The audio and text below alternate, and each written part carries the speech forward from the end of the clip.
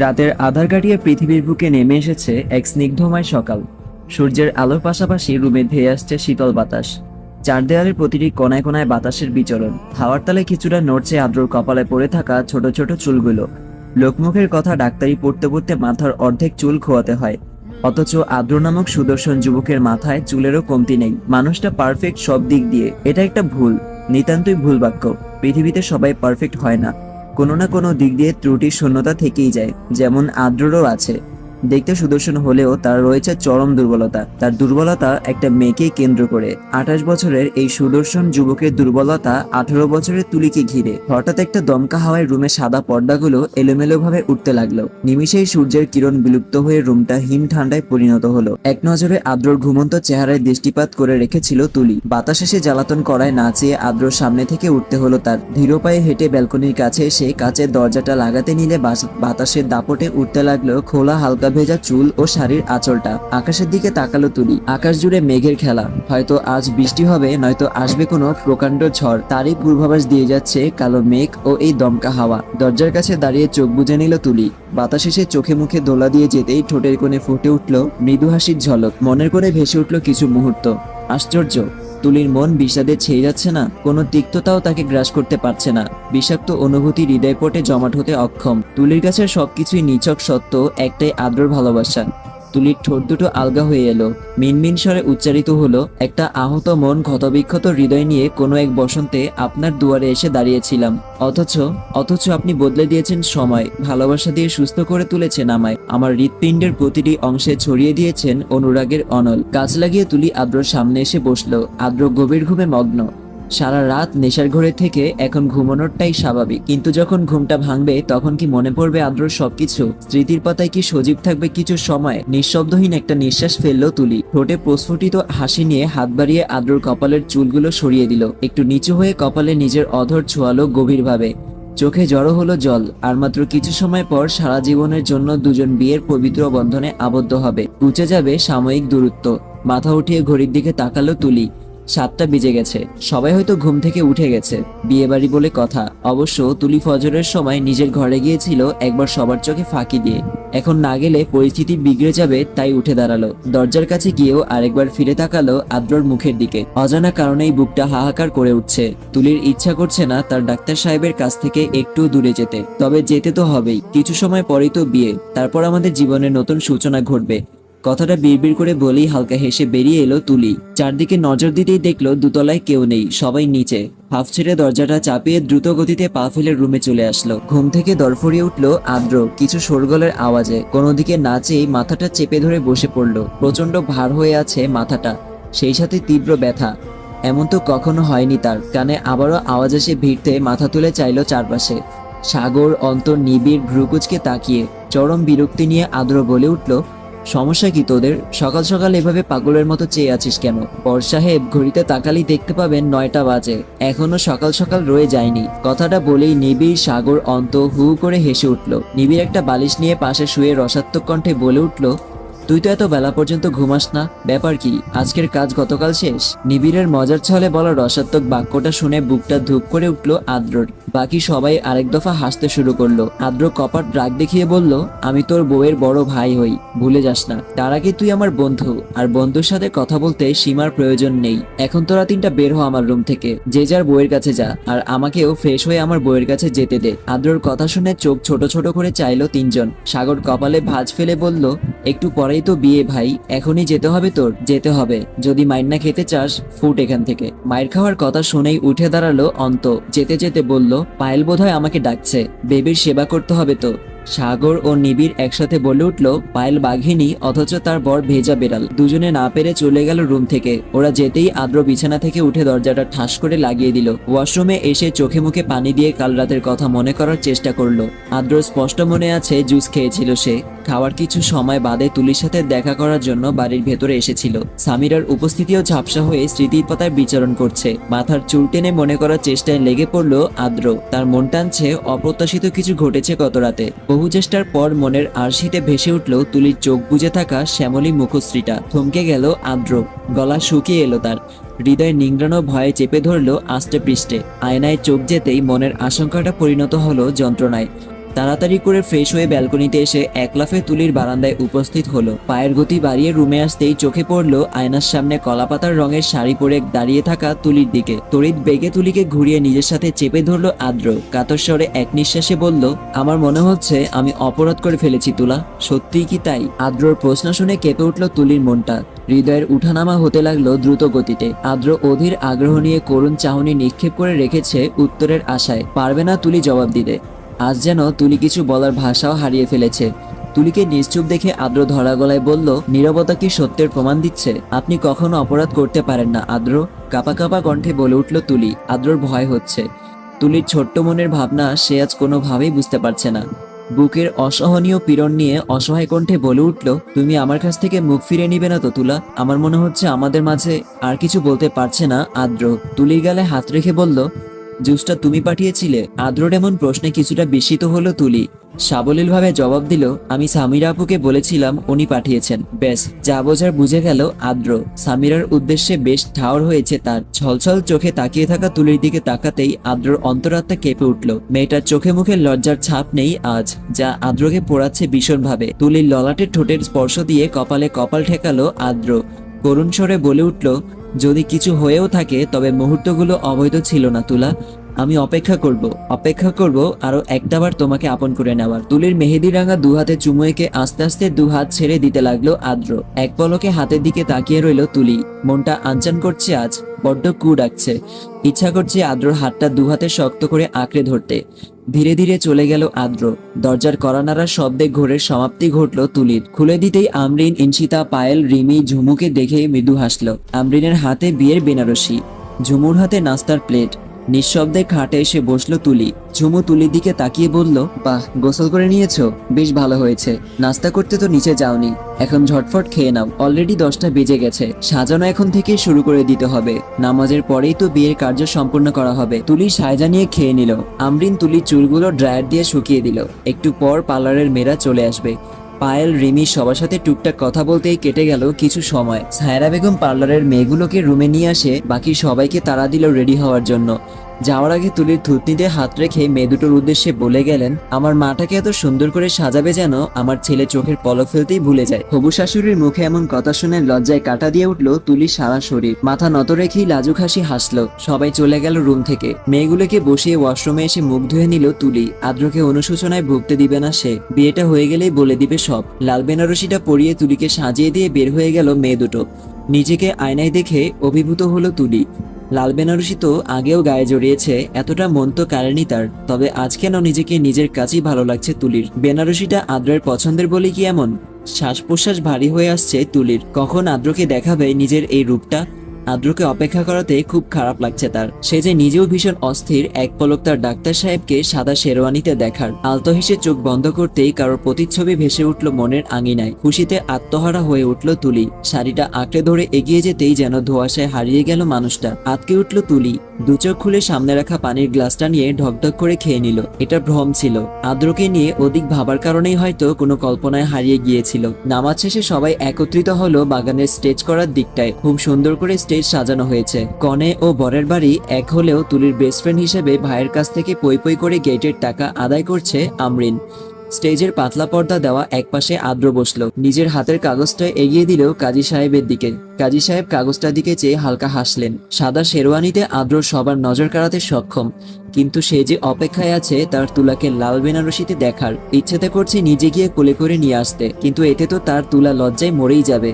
সেটা ভেবেই আদ্রর ঠোঁটের কোণে প্রস্ফুটিত হলো মুগ্ধ হাসি। কল্পনায় এঁকে নিল তুলির লজ্জারাঙা বধূবেশী মুখটা। অবশেষে আজ দীর্ঘ অপেক্ষার সমাপ্তি ঘটতে চলেছে। আরো একবার প্রাপ্তির খাতায় নাম লেখাতে যাচ্ছে। রাদীপ সাহেব আমরিনকে আদেশ করলেন তুলিকে নিয়ে আসার জন্য। খুশিতে গদগদ হয়ে বাড়ির ভেতরে পা বাড়ালো আমরিন। একবার দেখে এসেছিল তুলিকে, তারপর আর যাওয়া হয়নি। শাড়ির কুচিগুলো ধরে তুলির রুমের সামনে এসে দাঁড়ালো। দরজা ঠেলে ভেতরে ঢুকে পুরো স্তব্ধ হয়ে গেল। মাঝরাতে ঢিলা একটা টি শার্ট পরে খালি গায়ে হুড়মুড়িয়ে বাড়ি থেকে বেরিয়ে গেল আদ্র। ছেলেকে এভাবে বেরিয়ে যেতে দেখে বুকটা কেঁপে উঠল রাদীপ সাহেবের। চোখে টলটল করতে লাগলো জল। চশমাটা খুলে চোখের পানি মুছে মেয়ের রুমের সামনে এসে দাঁড়ালেন তিনি।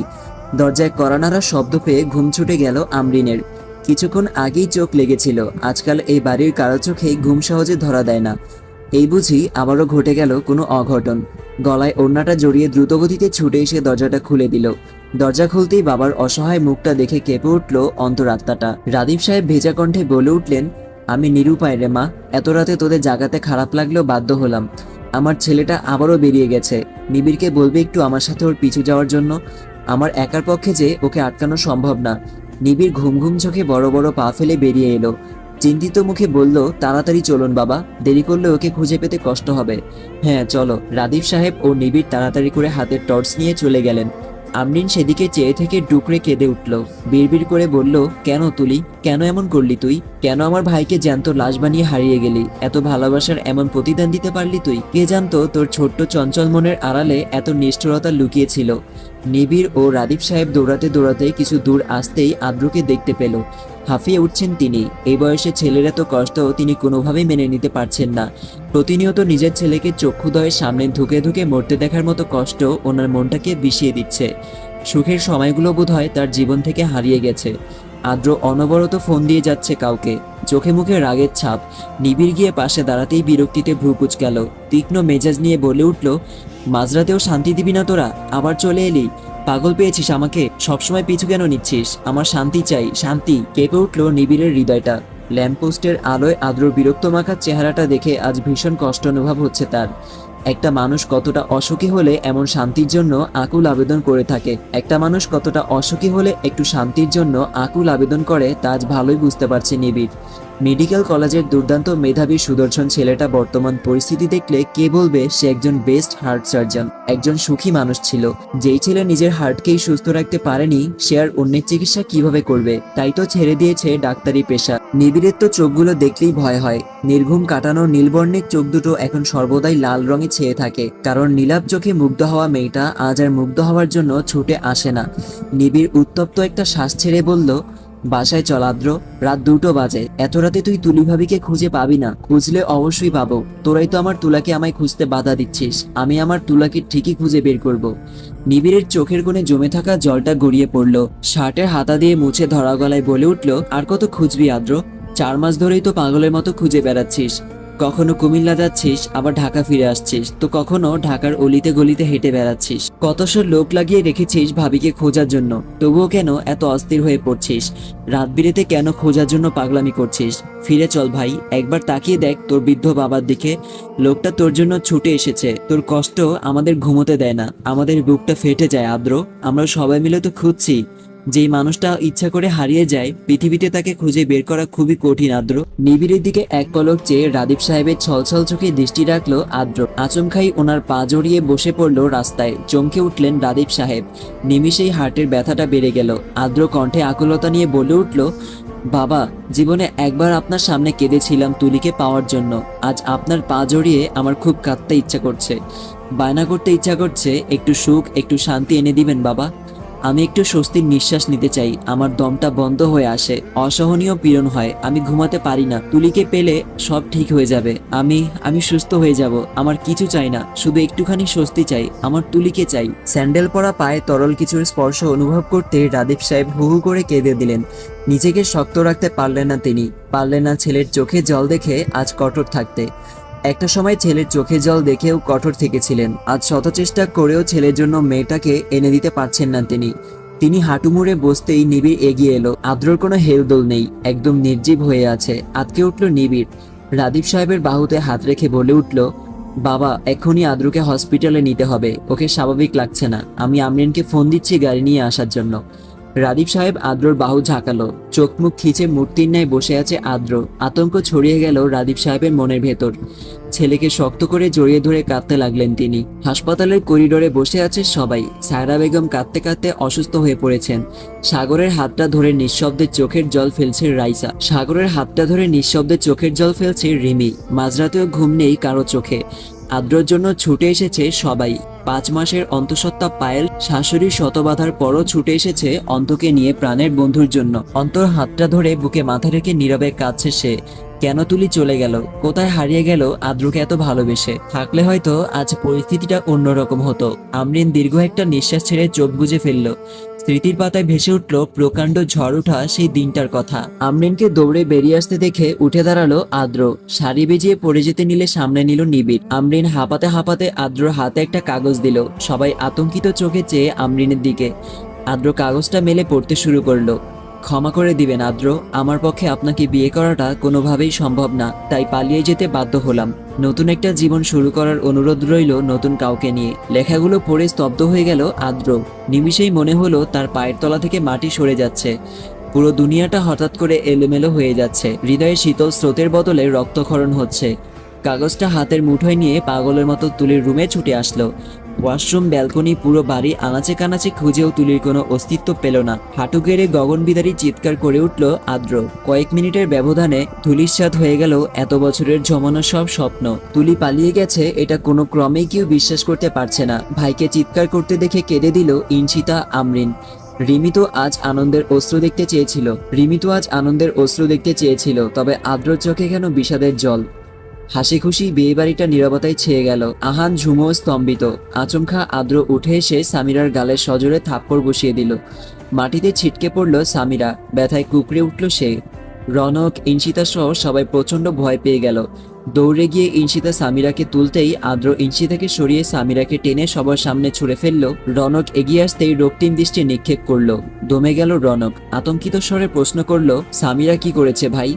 আদ্রর ঠোঁটে তাচ্ছিল্যের হাসি। সামিরার দিকে তাকিয়ে চিৎকার করে বলে উঠল, তুই কি ভেবেছিস তুলিকে সরিয়ে দিলে আমি তোকে বিয়ে করে নিব?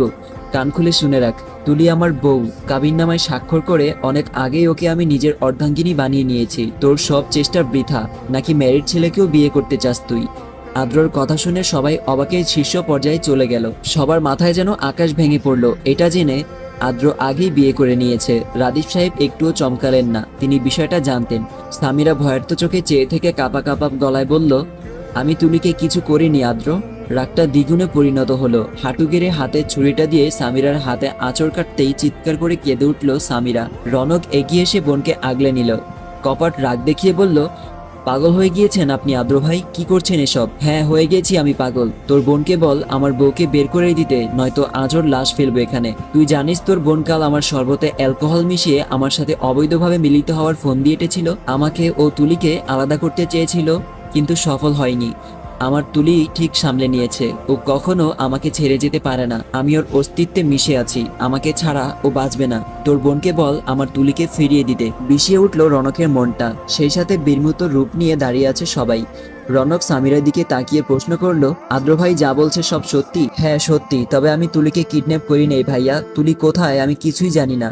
সাথে সাথেই সামিরার গালে থাপ্পড় বসিয়ে দিল রনক। একটা মেরে ক্ষান্ত হয়নি সে। পরপর আরো দুটো থাপ্পড় বসিয়ে আদ্র হাত ধরে বলল, আমাকে ক্ষমা করে দিন ভাই। সামিরা হয়তো সত্যি বলছে। তুলি ভাবি কোথায় হয়তো জানে না। সামিরা নত মস্তিষ্কে কাঁদতে কাঁদতে বলে উঠল, কাল আমার উদ্দেশ্য খারাপ ছিল, কিন্তু আমি সত্যি বলছি আমি তুলিকে কিছু করিনি। তুমি যা শাস্তি দিবে মাথা মেতে নিব, কিন্তু তুলিকে এনে দেওয়া আমার পক্ষে সম্ভব না। ও কোথায় আমার জানা নেই। কথা না বাড়িয়ে আদ্র বেরিয়ে পড়ল তুলির খোঁজে। আহান, রনক, অন্ত, সাগর, নিবিড় সবাই মিলেও খুঁজে পেল না তুলিকে। আদ্র সোর্স ব্যবহার করেও তুলির কোনো হদিশ পেল না। তুলিবিহীন ধুধুর মরুভূমি পৃথিবীটা আদ্রর কাছে। পৃথিবীর সব রং যেন বিবর্ণ হয়ে গেছে, পরিণত হয়েছে ধূসর কিংবা সাদা কালোতে। মেঘে ছেয়ে গেছে তারার মেলায় মুখারিত হয়ে থাকা আকাশটা। ঘুম হারাম করে প্রতিটা দিন, প্রতিটি মুহূর্ত শান্তির খুঁজে ছুটে বেড়াচ্ছে সে।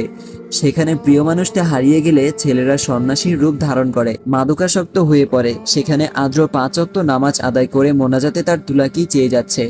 সবার ভালোবাসার ধরন আলাদা। কেউ কেউ হারিয়ে অতিশোকে পাথর হয়ে যায়, আবার কেউ কেউ পাথর সব যন্ত্রণা নিয়েও ফিরে পাওয়ার জন্য চেষ্টা করে যায়। আদ্রর দুর্বলতা আদ্রকে গ্রাস করেই নিল। তুলি শুধু নিজে যায়নি, নিয়ে গেছে আদ্রর বেঁচে থাকার অবলম্বনটুকু। ডাক্তার বেরিয়ে আসতেই নিবিড় এগিয়ে গেল। ডাক্তার ইস্তিয়াক চিন্তিত মুখে বললেন, কতবার বলেছি ডক্টর আদ্র আফনাফ যেন কোনো স্ট্রেস না নেয়। উনি আমার কথা একদমই শুনছেন না। উনি একজন হার্ট সার্জন, ওনার হার্ট সম্পর্কে বেটার ধারণা আছে, তবুও কেন উনি এমন করছে বুঝতে পারছি না।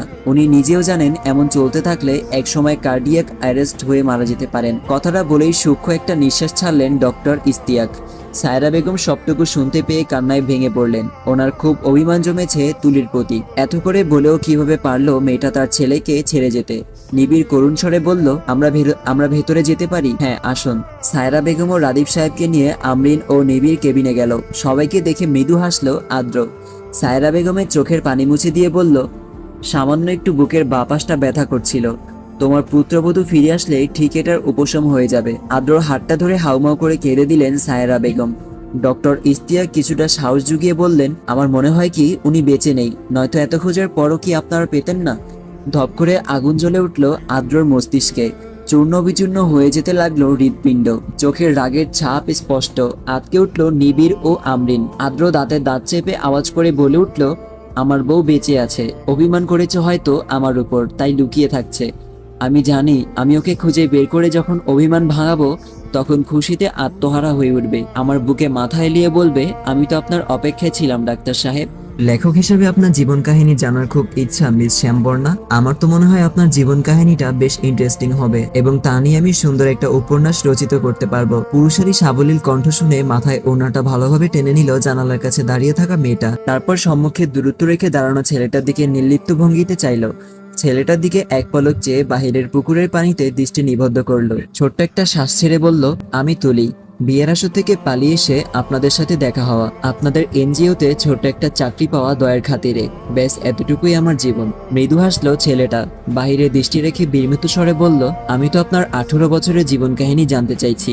বিয়ের আসর থেকে পালিয়ে আসার কারণ, শুধু কি বর্তমান পরিস্থিতির সম্পর্কে অবগত ছিলেন বলে, নাকি হবু বড় খারাপ ছিল? হুহু করে কেঁদে উঠল তুলির মনটা। গলায় কঠোরতা রেখে তুলি জবাব দিল, উনার মতো ছেলে হয়তো আপনি লাখে একটাও খুঁজে পাবেন না, আর না কোনো মেয়ে আমার মতো ভালোবাসা পাবে। তাহলে পালিয়ে এলেন কেন?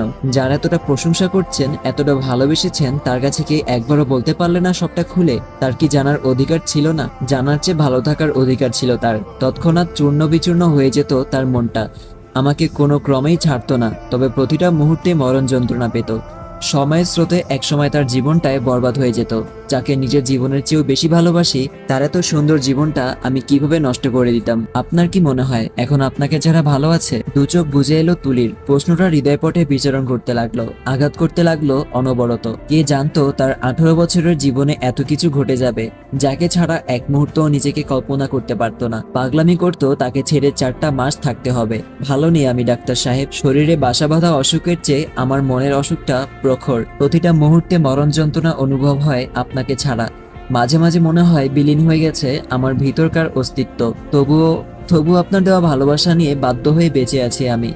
জানি না আর কতদিন অথবা কত মিনিট শ্বাস প্রশ্বাস নিতে পারবো। মনের কথাগুলো মনে চেপে রেখেই তুলি দুর্বল গলায় বলে উঠল, ভালো নেই উনিও, তবে সময়ের ব্যবধানে একসময় নতুন একটা জীবন তো শুরু করতে পারবেন। আচ্ছা, রিমাপু আসবে না? ছেলেটা মুচকি হাসলো, মাথা চুলকে বলল, আসবে, কিন্তু বুঝেনি তো, পালিয়ে বিয়ে করে ফেলেছি, তাই শ্বশুর আব্বা বড্ড ক্ষেপে আছে।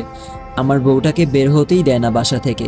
তুলি আর কিছু বলল না। ছেলেটার নাম আরিয়ান, পেশায় একজন লেখক। ছোট্ট এই এনজিওটা সেও তার গার্লফ্রেন্ড মিলে খুলেছে, যে বর্তমানে তার জীবন সঙ্গিনী।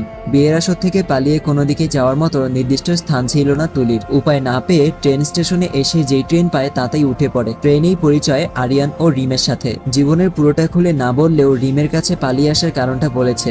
রিম অত্যাধিক মিশুক স্বভাবের একটা মেয়ে। নিজের বাড়িতে নিয়ে যেতে চেয়েছিল তুলিকে, কিন্তু তুলি যায়নি। তাই রিম তাদের এনজিওতেই থাকার ব্যবস্থা করে দিয়েছে। এনজিও দেখার দায়িত্ব দিয়েছে, সেই সাথে তুলির ভরণ পোষণের দায়িত্বও নিয়েছে। আরিয়ান তুলিকে হাসানোর জন্য মাঝে মাঝে মিস শ্যামবর্ণা নামে সম্বোধন করে। এই তুলি, অসুস্থ শরীর নিয়ে দাঁড়িয়ে আছিস কেন? মাথা ঘুরে পড়ে যাবি তো। আতঙ্কিত কণ্ঠে কথাগুলো বলতে বলতে রিম তাড়াহুড়ো করে তুলির কাছে এসে দাঁড়ালো। হাতটা ধরে বিছানা নিয়ে বসিয়ে আরিয়ানের দিকে তীক্ষ্ণ নজরে চাইল। রাগে গিজগিজ করতে করতে বলে উঠল, তুমি জানো না ও ভীষণ অসুস্থ, তবুও ওকে দাঁড় করিয়ে রাখলে কেন? হ্যাঁ, অসুস্থ একটা মেয়ের সাথেও নিজের কাব্যিক কথার ঝুলি খুলতে হবে তোমার? আরিয়ান কিছু বলতে নিবে তার আগেই তুলি ধীরস্বরে বলল, কারো দোষ নেই আপু, আমার ভালো লাগছিল না, তাই জানালার কাছে দাঁড়িয়েছিলাম, তোমাদের অপেক্ষায় ছিলাম। তোমাদের কাছে একটা দায়িত্ব দিয়ে যাচ্ছি, আমানতও বলতে পারো। আরিয়ান ও রিম অবাক চোখে চেয়ে রইল। তুলি বালিশের নিচ থেকে খামে ভর্তি একটা চিঠি এগিয়ে দিল রিমের দিকে। হালকা হেসে বলল, চিঠিটা আমার ডাক্তার সাহেবের কাছে পৌঁছে দিও আপু। এখন না, যখন সময় হবে। দীর্ঘ একটা শ্বাস ছাড়ল রিম। চোখ দুটোতে পানিতে টইটুম্বর হয়ে উঠছে তার। নিজের ফোনটাও ব্যাগ থেকে একটা সিম বের করে ফোনে লাগিয়ে এগিয়ে দিল তুলির দিকে। আলতো হেসে বলল, তোর ডাক্তার সাহেব 2 দিন আগের রাত 2টোর দিকে এই নাম্বারে পাগলের মতো কল দিচ্ছিল, তাই উপায় না পেয়ে সিমটা খুলে ফেলি। এভাবে কতদিন ফোন দিয়ে কথা না বলে সেকেন্ডের জন্য ওনার বিষাদমাখা কণ্ঠটা শুনবি। একটাবার কল দিয়ে কথা বল। এভাবে সবকিছু থেকে ওনাকে অজ্ঞাত রাখতে পারিস না তুলি। আমারই ওনার কণ্ঠ শুনে কষ্ট হয়। তোর কি হৃদয়টা একটুও কেঁপে ওঠে না? চোখ ছাপিয়ে জল নেমে এলো তুলির 2 চোখ থেকে। ক্ষতবিক্ষত তো তার হৃৎপিণ্ড 4 মাস আগেই হয়ে গেছে। এখন সেই ক্ষত যেন নতুন করে তাজা হয়েছে। নিজের মনকে বেঁধে রাখতে চেয়েও অক্ষম। এখনো ইচ্ছা হয় ফিরে যেতে, আদ্রকে বুকে মাথা রেখে একটু শান্তি পেতে। কাঁদতে কাঁদতে বলে উঠল, আমার খুব কষ্ট হয় আপু। চিৎকার করে বলতে ইচ্ছা করে কেউ যেন আমার আদ্রকে এনে দেয়। আমার নিঃশ্বাস ফেলতে কষ্ট হয় ওনাকে ছাড়া। তুলা, চেনা স্বর, অতি প্রিয় সেই ডাক কর্ণকুহর হতেই চমকে উঠল তুলি। প্রচন্ড জোরে কেঁপে উঠল তার হৃৎপিণ্ড। বিস্মিত চোখে একবার রিমের দিকে তাকিয়ে মোবাইলের দিকে তাকালো। মুহূর্তেই গলা শুকিয়ে এলো। ওই পাশ থেকে আদ্রর স্বরে ভেসে আসছে কানে অনবরত। রিম কি তার সাথে বেমানি করলো, নাকি সে ছোট বোনের কষ্ট সহ্য করতে না পেরে এমন একটা পদক্ষেপ নিল? ভয়ে কলটা কেটে দিল তুলি। আদ্রর মুখে ফিরে পাওয়ার হাসি। নাম্বারটা থেকে গত 5 দিনে 3বার ফোন এসেছে। আদ্রর মনে কিছুটা সন্দেহ জেগেছিল এবং সেই নাম্বার ট্রেস করে তার লোক দিয়ে খুঁজ বের করেছে রিমকে। আজই ফোনের রিমের সাথে কথা হয়েছে তার। রেডি হয়ে চট্টগ্রামের উদ্দেশ্যে বেরিয়ে হচ্ছিল, তখনই ফোনটা বেজে উঠতেই নিজের অস্তিত্বের সন্ধান পেয়ে গেল নিশ্চিতভাবে। অসুস্থ ছেলেকে তাড়াহুড়ায় বেরিয়ে যেতে পিছু ডাকলো সায়রা বেগম, কিন্তু আদ্র থামলো না। গাড়িতে উঠতে উঠতে এতটুকু বলে গেল, তোমার পুত্রবধূ নিয়েই ফিরবো। কান্নায় ভেঙে পড়লেন তিনি। রাদীপ সাহেব নিবিড় আমরিনকে ফোন দিতে লাগলেন। আদ্র যতটা পারছে গাড়ি স্পিডে চালিয়ে এয়ারপোর্টে পৌঁছালো। সন্দেহের ভিত্তিতেই সে টিকিট কনফার্ম করে রেখেছিল। তুলি চোখের জল ফেলতে ফেলতে রিমের দিকে চেয়ে বলে উঠল, এটা তুমি কি করলে আপু? তুমি ওনাকে চিনো না, এখনই ছুটে আসবে পাগলের মতো। কি করলে এটা? আমাকে এই অবস্থায় দেখলে সইতে পারবে না উনি। এমনিতেই তো পাগল হয়ে যাচ্ছিল তোকে ছাড়া। আমি আর কোনো কথা শুনছি না তুলি। 4টা মাস দমিয়ে রেখেছিস আমাদের।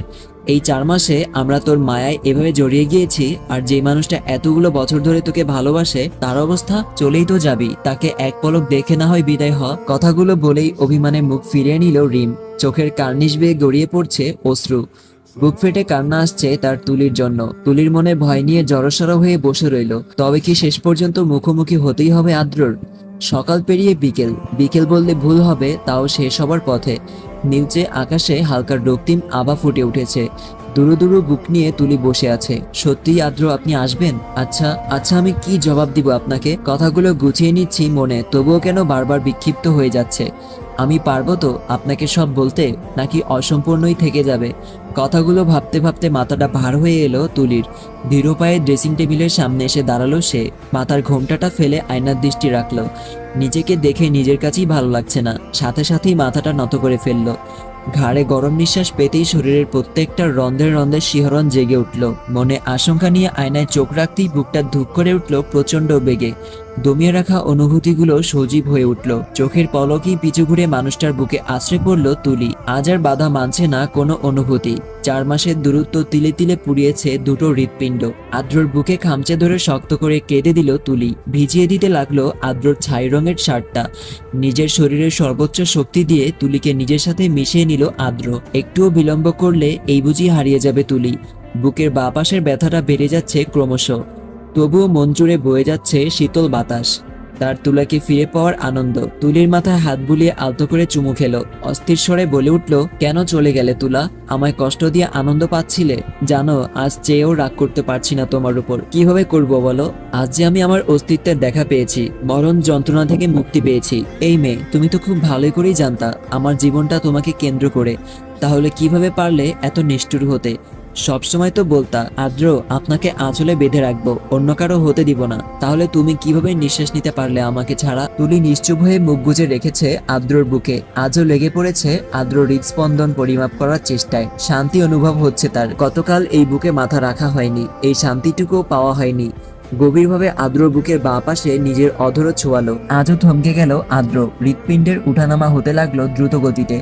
তুলির মুখটা বুক থেকে তুলতেই অন্তরটা নড়ে উঠল তার। তুলি তার ডাক্তার সাহেবের নীলাভ চোখের দিকে চেয়ে আলতো ঠোঁটে প্রসারিত করলো, গলা জড়িয়ে উঠে দাঁড়ালো আদ্রের পায়ের পাতায়। এক দৃষ্টিতে চেয়ে থেকে আদ্র কোমর জড়িয়ে উঁচু করে মুখ বরাবর তুলে ধরলো। টুপ করে কপালে চুমু খেলো তুলি। আদ্রর ঠোঁটে আলতো ঠোঁট ছুঁয়ে কপালে কপাল ঠেকালো, শক্ত করে নিজের সাথে চেপে ধরলো আদ্র। দু চোখ বন্ধ হয়ে আসলো দুজনের। অনুভব করতে লাগলো সুখময় মুহূর্তটা। চোখের পাতা ভিজিয়ে গাল বেয়ে গড়িয়ে পড়লো জমে থাকা অশ্রু। দুজনেই নীরবে অশ্রু বিসর্জন দিতে ব্যস্ত। নাকের নাক ঘষে আদ্র আবারও বলে উঠল, কাঁদছিস কেন? এত মাস আমার হৃদয়ে রক্তক্ষরণ করিয়ে ক্ষান্ত হাসনি তুই, এখন কেন আবার কেঁদে আমাকে যন্ত্রণা দিচ্ছিস? আপনি কেন কাঁদছেন আদ্র? নীলবর্ণের চোখে কান্না বেমানান।